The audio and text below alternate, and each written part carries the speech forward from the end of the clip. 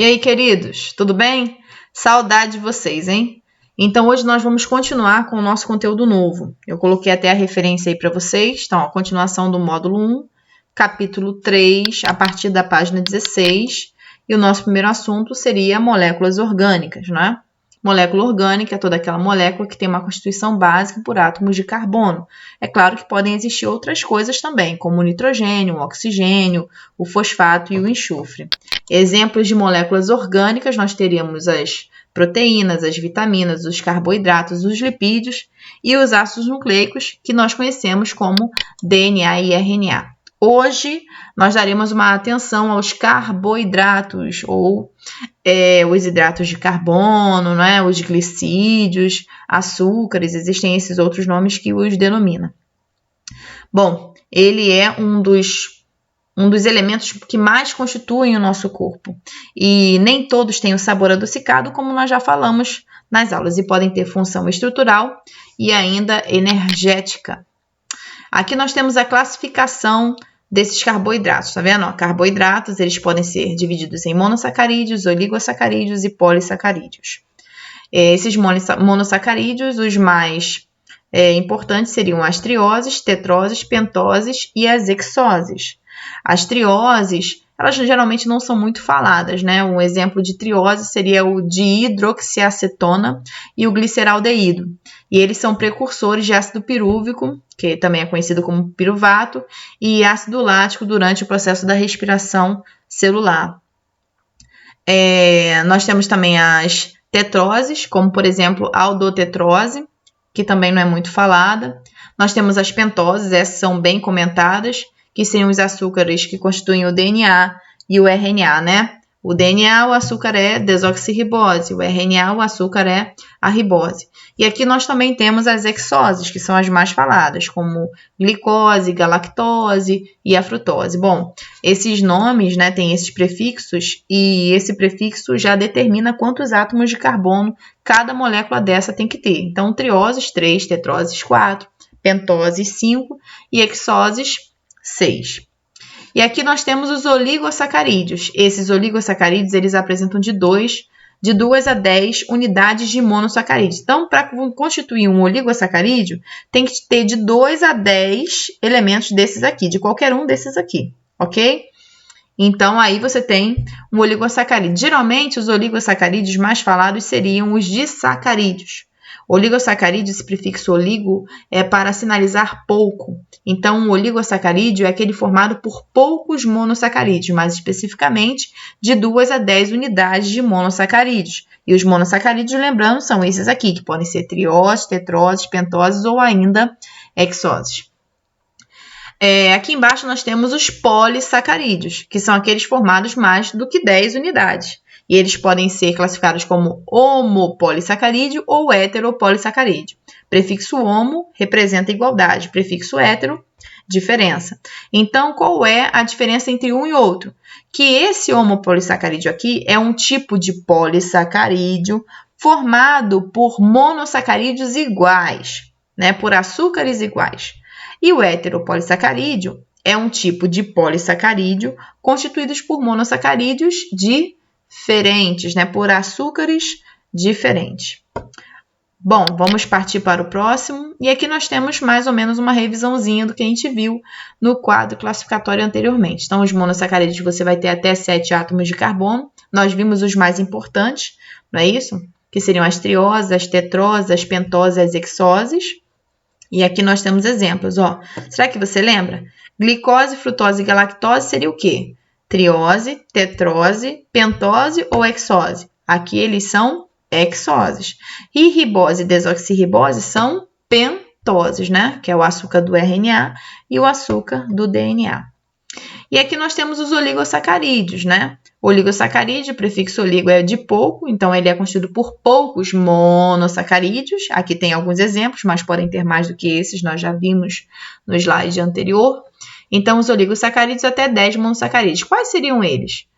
Sacarose, lactose, maltose, dentre outros. Aqui, ele só citou os disacarídeos. Lembra que eu disse para vocês que os oligosacarídeos mais famosos eram os disacarídeos? Os disacarídeos são aqueles constituídos por 2 monossacarídeos. Por exemplo, sacarose. A sacarose ela é resultante da união de uma glicose mais uma frutose, que é o açúcar da fruta. A lactose. A lactose ela é resultante da união entre glicose e galactose, que é o açúcar do leite. E a maltose é resultante da união de 2 moléculas de glicose, não é isso? A maltose você encontra muito nos vegetais. Então, aqui nós temos a classificação para oligosacarídeo. E aqui nós temos os polissacarídeos, quando você tem mais de 10 monossacarídeos juntos. Aí aqui nós temos, exemplo, o glicogênio, amido, celulose, quitina, dentre outros. Esses dois aqui, o glicogênio e o amido, eles são de produto de reserva.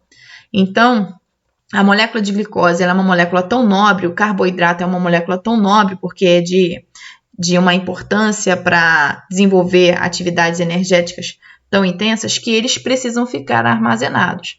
E eles ficam armazenados no fígado e também em estrutura muscular, né? Quando no corpo humano. Mas outros seres vivos também precisam de armazenar essa molécula. Por exemplo, as plantas armazenam carboidratos na forma de amido, né? Os fungos armazenam carboidratos também na forma de glicogênio. Nós também armazenamos carboidratos na forma de glicogênio, por exemplo, lá no fígado. Então, essas moléculas aqui, ó, são moléculas, né? São polissacarídeos, que são tidos como produtos de reserva energética. Tá ok? E dependendo do ser vivo que ele pode armazenar na forma de glicogênio, na forma de amido, entendeu? Então, essa forma de armazenamento depende da espécie. E aqui a celulose e a quitina é quando o polissacarídeo toma uma função estrutural, tá? Celulose você vai encontrar, por exemplo, constituindo a parede da célula vegetal e a quitina constituindo, por exemplo, o exoesqueleto de artrópodes, né? Formando o seu exoesqueleto. Bom, então vamos prosseguir. E aqui nós temos um quadro com bastante exemplo, né? Vários exemplos aqui, sobre os carboidratos. Por exemplo, aqui nós temos uma molécula de DNA, né? Aqui foi citado o nucleotídeo, um fosfato, um açúcar e uma base nitrogenada. Isso é um nucleotídeo, que é a unidade que constitui a molécula de DNA e é também a unidade que constitui a molécula de RNA. E aqui nós estamos observando uma pentose, tá vendo? Aqui nós temos 5 átomos de carbono, então isso aqui é uma pentose. Então esse açúcar aqui, é chamado de desoxirribose, porque é o açúcar que constitui uma molécula de DNA. Ah, professora, como é que a senhora sabe que isso aqui é uma molécula de DNA? Ah, tá em dupla fita, beleza. Mas também existe aqui, ó, a timina. Não existe timina em molécula de RNA, só existe, no caso, substituindo a timina, a uracila, não é isso? Bom, então aqui nós temos uma função de construção da molécula do DNA, associada aí à pentose, chamada desoxirribose, que é um açúcar, no caso, classificado como um monossacarídeo, não é isso? Que é aquele açúcar que tem 5 átomos de carbono, uma pentose. E aqui, por exemplo, nós temos um óvulo. E aqui nesse óvulo você vai observar células foliculares formando essa estrutura chamada de coroa radiada. Quando o espermatozoide vai fecundar o óvulo, ele precisa passar por entre essas células, tá vendo? Só que entre essas células existe uma estrutura chamada ácido hialurônico. O ácido hialurônico também é um tipo de carboidrato estrutural. Ele é um carboidrato classificado como polissacarídeo. Tá? O ácido hialurônico hoje ele é muito utilizado na indústria de cosméticos porque ele faz o preenchimento, né? Ele promove temporariamente o preenchimento das linhas de expressões. E esse ácido hialurônico ele também está encontrado entre essas células a fim de dificultar a passagem do espermatozoide para chegar até o óvulo. Mas só que o espermatozoide, né, ele é constituído por 3 partes, cabeça, colo e flagelo. Na cabeça do espermatozoide existe uma estrutura chamada acrossoma e também existe uma estrutura chamada núcleo. Dentro do acrossoma existe uma substância chamada hialuronidase. E a hialuronidase é justamente a enzima que degrada o ácido hialurônico, que é um polissacarídeo estrutural presente entre as células que constituem a coroa radiata, tá ok? Bom, aqui nós temos o exoesqueleto, tá vendo? Né? Que é constituído por quitina, que é um carboidrato classificado como um polissacarídeo de função estrutural. Esse exoesqueleto, ele precisa, esse animal, esse artrópode, ele precisa perdê-lo para que assim possa crescer. E toda vez que ele o perde, ele precisa constituir um novo, ok? E esse exoesqueleto tem diversas funções, proteção, né? Servir de suporte para a estrutura muscular, para que assim o animal consiga, por exemplo, saltar, né? Enfim. E aqui nós temos vários exemplos de frutas, não é isso? Representando aí, então, a frutose, que também é um tipo de monossacarídeo, que é o carboidrato encontrado nas frutas, o açúcar das frutas.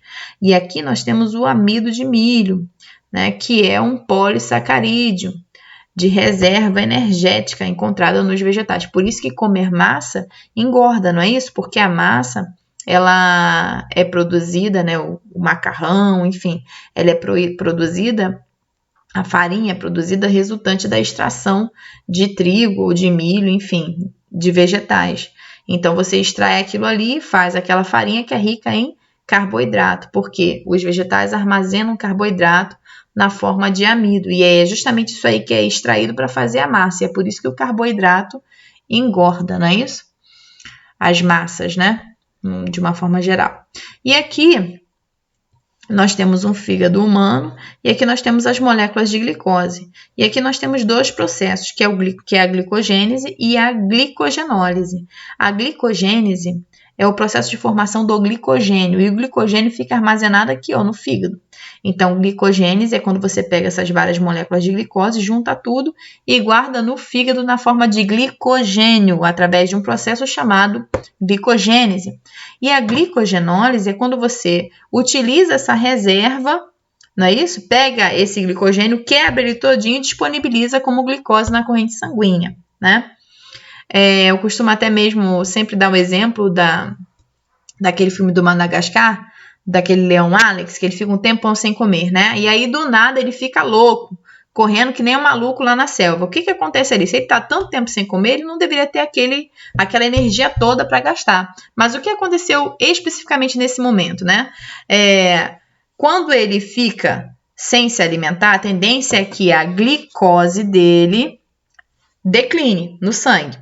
E daí, então, existe um hormônio que o fígado dele produz, existe um hormônio que o pâncreas dele produz, que é o glucagon, e esse hormônio, que é o glucagon, vai atuar no fígado, promovendo a glicogenólise. Então, aquela glicose que ele tinha guardada aqui no fígado, através da ação desse hormônio que chama-se glucagon, vai ser disponibilizada na corrente sanguínea. E é por isso que ele fica ligadaço, né? Porque ele disponibilizou uma glicose na corrente sanguínea, mas era uma glicose resultante da alimentação? Não, era uma glicose resultante da utilização da reserva que ele tinha lá no fígado, resultante da utilização de um polissacarídeo energético chamado glicogênio. Quase que não saiu. E como é que essa glicose aqui entra nas células musculares, por exemplo? Através de um hormônio também produzido pelo pâncreas, muito famoso, que seria a insulina. Então, a insulina vai promover a entrada de glicose nas células.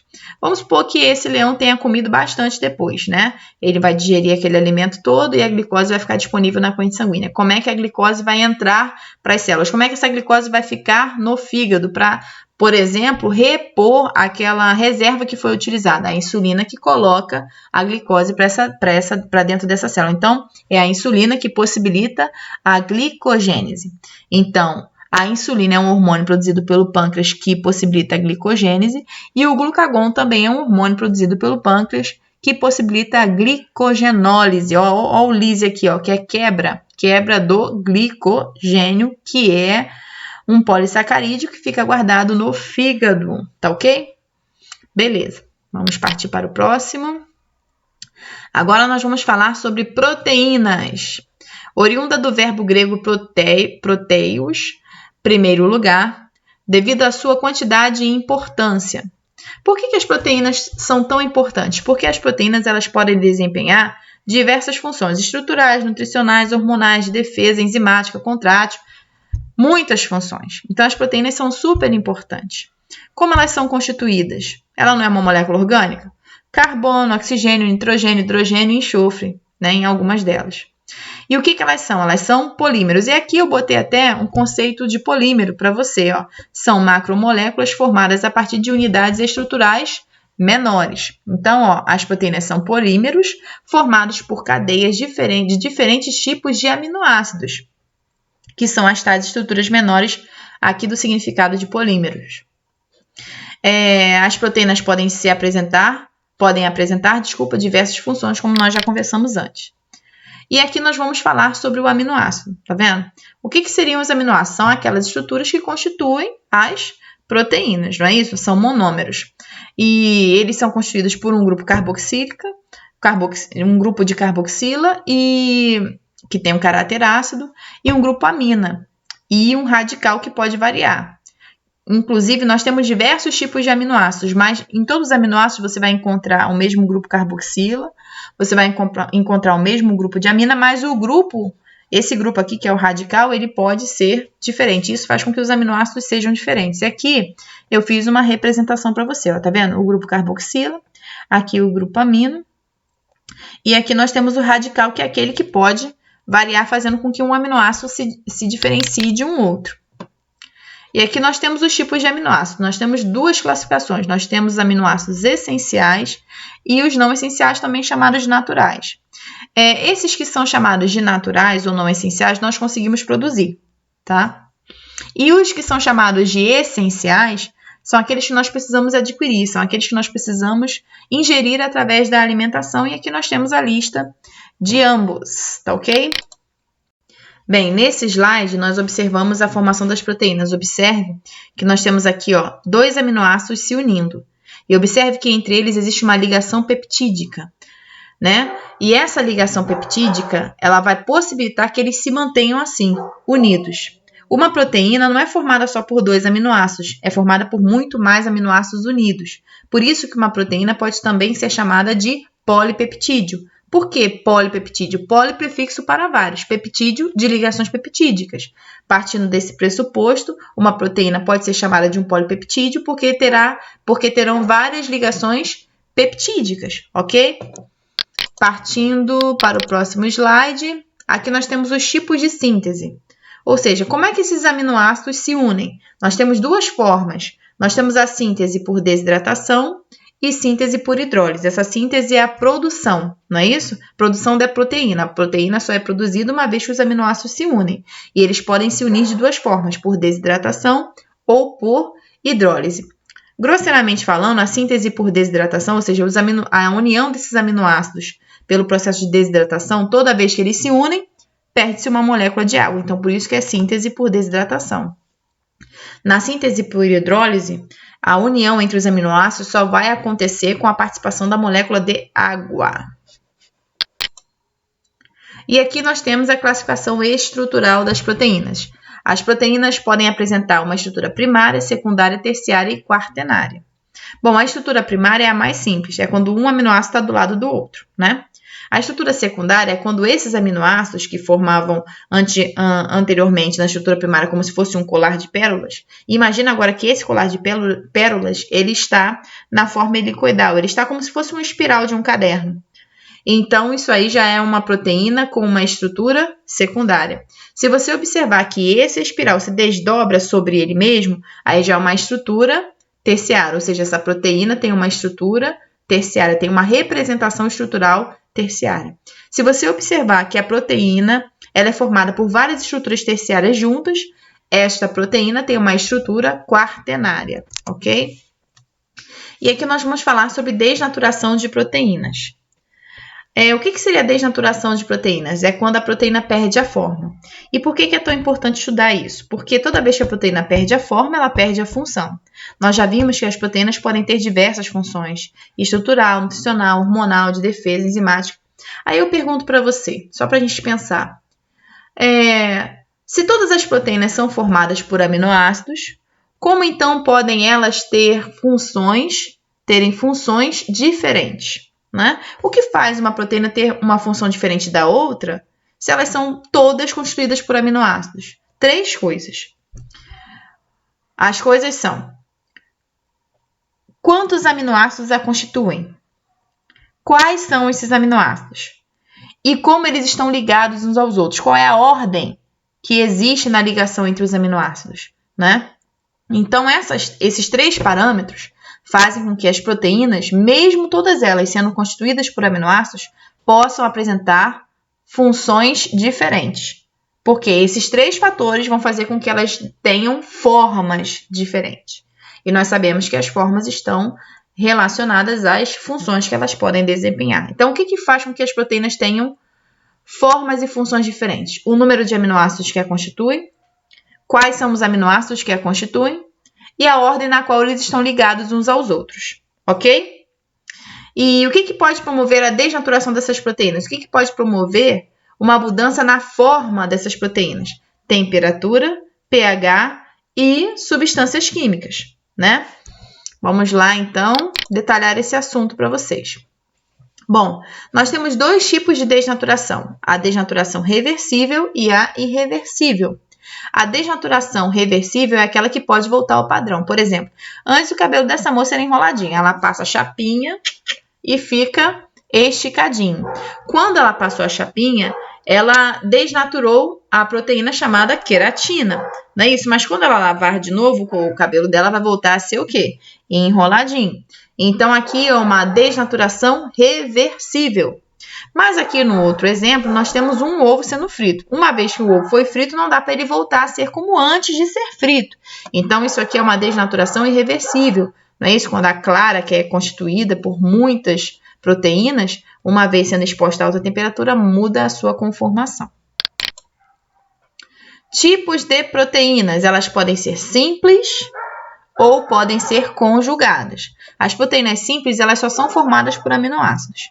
Essenciais ou não essenciais, não importa. Se é aminoácido, se a constituição é só por aminoácido, a proteína vai ser simples. Agora, se você observar que as proteínas, elas na sua constituição, além de aminoácidos, apresentam outras coisas, como, por exemplo, carboidratos, sais minerais, lipídios, aí ela já não é mais uma proteína simples, ela é uma proteína conjugada. Como, por exemplo, aqui, ó. Ó, aqui nós temos uma proteína associada a carboidrato, tá vendo?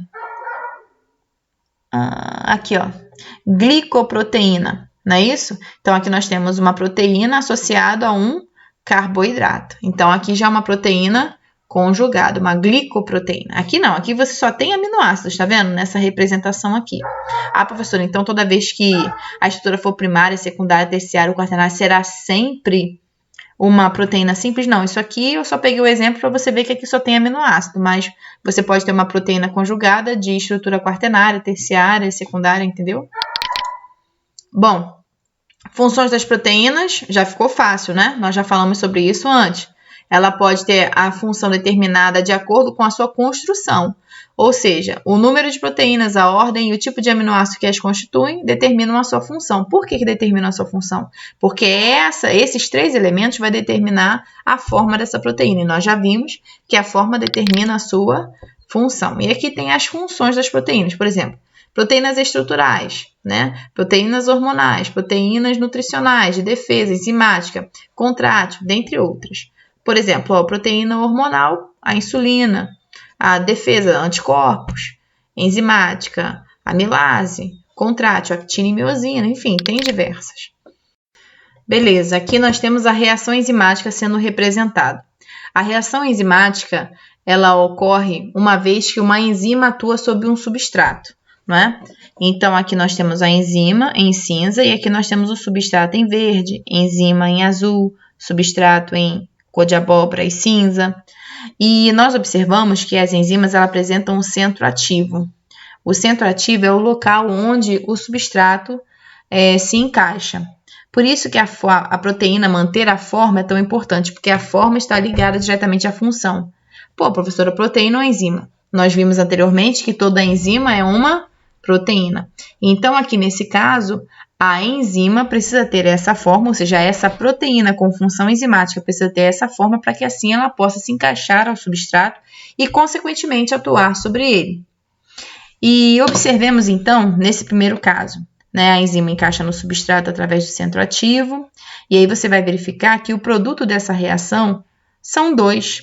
Então, nós tínhamos uma estrutura complexa que agora se tornou estruturas simples. Formaram 2 estruturas simples aqui. Então, isso aqui é um exemplo de reação enzimática catabólica, porque na reação enzimática que representa o catabolismo, estruturas complexas são convertidas em estruturas mais simples, ou seja, estruturas complexas são convertidas em estruturas mais simples. Olhando no exemplo abaixo, nós temos estruturas mais simples que se encaixam à enzima, não é isso? Então, esses substratos mais simples se encaixam na enzima através do seu centro ativo, e uma vez que isso acontece, a enzima consegue atuar sobre esses substratos e torna esses substratos mais complexos, tá vendo? Ó, forma uma estrutura mais complexa. Então, isso aqui é uma reação enzimática do tipo anabólica, ou seja, é um quadro de anabolismo, porque nós observamos que estruturas simples se tornaram estruturas mais complexas. Aí, ó, simples para o complexo, beleza? Então, só recapitulando, toda enzima é uma proteína, mas nem toda proteína é uma enzima. As enzimas, elas têm o potencial de intensificar uma reação química, beleza? Fazendo com que essa reação química gaste menos energia do que gastaria. E essa reação enzimática, ela pode promover a formação de estruturas mais complexas, como é o caso de uma reação anabólica, ou pode promover a formação de estruturas mais simples, como é o caso de uma reação catabólica. Tanto o anabolismo quanto o catabolismo fazem parte do metabolismo, que é um conjunto de reações químicas que tem por objetivo fazer com que o organismo venha a inserir matéria e energia. Beleza? Ok. Fatores que influenciam nas reações enzimáticas: temperatura, pH e concentração de substrato. Vamos começar pela temperatura. A temperatura ela varia de acordo com a espécie. Por exemplo, nossa temperatura ideal é 36 graus, mais ou menos, 36 graus e meio. Das aves eu acho que é mais de 40. Então, cada espécie tem uma temperatura ideal. E essa temperatura ideal ela é necessária para que as enzimas atuem na sua temperatura ótima. O que seria a temperatura ótima? É aquela temperatura onde ela consegue se desenvolver o seu máximo de atuação, né? Chamamos de temperatura ótima. Por exemplo, isso pode ser representado muito claramente aqui nesse gráfico. Aqui nós temos na reta vertical a velocidade da reação. Então, quanto mais longe de zero, mais intensa é a velocidade, não é isso? Maior é a velocidade, melhor dizendo. E a reta horizontal é o aumento da temperatura, né? Quanto mais distante de zero, maior é a temperatura. Então, nós observamos aqui que se fosse no caso da espécie humana, essa temperatura aqui, que mostra o pico da curva da atividade enzimática,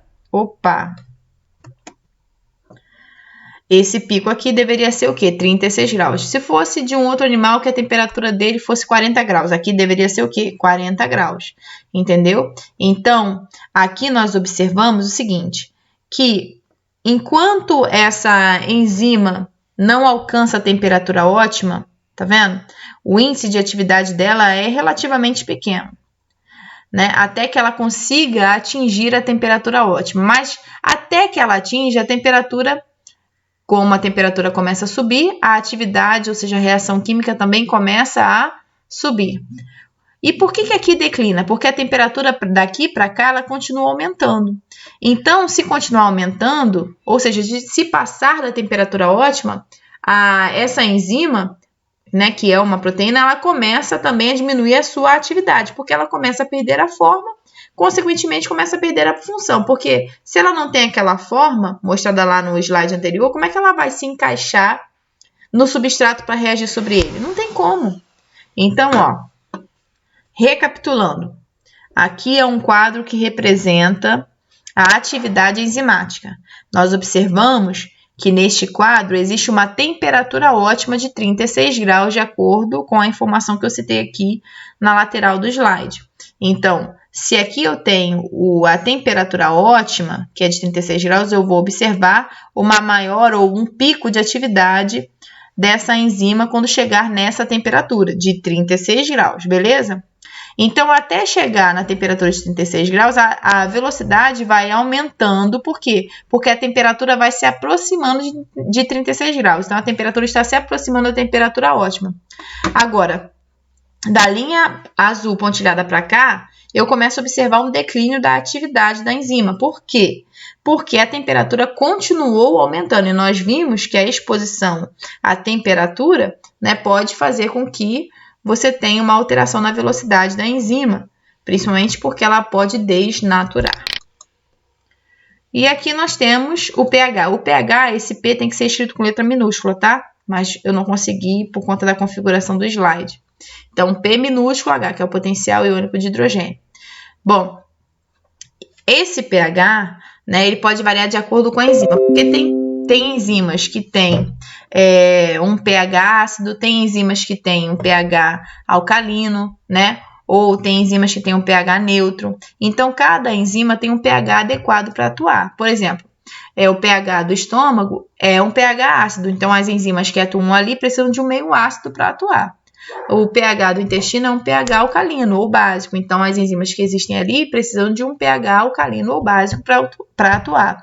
Então, cada enzima tem o seu pH ótimo, assim como cada enzima também tem a sua temperatura ótima. Então, por exemplo, aqui, ó, a enzima pitialina, que degrada o amido que está lá na boca, ó, o pH ideal dela é o quê? É 7. Que é o pH neutro. Então, quando essa enzima estiver exposta a um meio que tem um pH 7, ela vai estar exercendo o seu máximo, vai estar no seu melhor, né? Porque aqui no caso é o pH ótimo dela, né? Então, chegou no pH de 7, que é o pH ótimo dela, ela vai estar exercendo sua atividade da melhor maneira possível, né? Aqui, nós temos a pepsina, né? Que tem um pH ideal de 2. A pepsina está lá no estômago. Então, se você colocar a pepsina, por exemplo, no pH de 7, ela não vai ter a sua atuação como aqui, ó, quando ela está num pH de 2. Porque nós observamos que o pH pode fazer com que a velocidade da enzima, com que a reação enzimática, seja mudada. Aqui, nós temos um pH de 8,5, né, que é um pH alcalino. É ideal para essa enzima aqui, chamada lipase. Né? Então, quando ela atinge um ambiente, quando ela está num ambiente, né, num meio onde o pH é 8,5, então ela vai estar no seu pH ótimo, então ela vai atuar o máximo que ela pode, ok? E aqui nós temos a concentração de substrato, que é outro fator que pode influenciar na velocidade da reação enzimática. Quanto mais substratos existir no meio, maior será a atividade da enzima, maior será a velocidade da reação, porque existe mais chance dessa enzima encontrar com esse substrato. Então, por isso que a atividade enzimática vai ser maior. Quanto menor substrato existir no meio, mais tempo ela vai demorar para encontrar esse substrato nesse meio. Então, mais lenta vai ser a reação. É claro que, vamos supor que você bote um monte de enzima e um monte de substrato no meio, né? Então, a reação vai ser muito intensa, mas vai ter um momento em que vai acontecer uma saturação, onde todas as enzimas já estarão conectadas a um substrato. Então, você vai ter um ponto de saturação. E aí, então, você vai observar um linear comum, tá vendo? Então, vamos representar melhor isso aqui. Aqui nós temos um gráfico que, na reta vertical, você observa a velocidade da reação, então, subindo mais rápido. Aqui na reta horizontal, concentração de substrato. Então, horizontal mais substrato. Então, você vai observando que conforme a concentração de substrato vai aumentando, a reação vai se tornando mais rápida. Não é isso? Ó? Por quê? Porque se tem muito substrato, as enzimas vão demorar para achar esses substratos? Não, elas vão se ligar nesses substratos mais rapidamente. Mas quando chega aqui, ó, você tem um ponto de saturação. Por quê? Porque agora as enzimas todas já estão ocupadas. Então, agora tem que aguardar que elas se desocupem, vamos dizer assim, para poder atender aos outros substratos, para poder reagir sobre os outros substratos, ok? Então, é isso aí.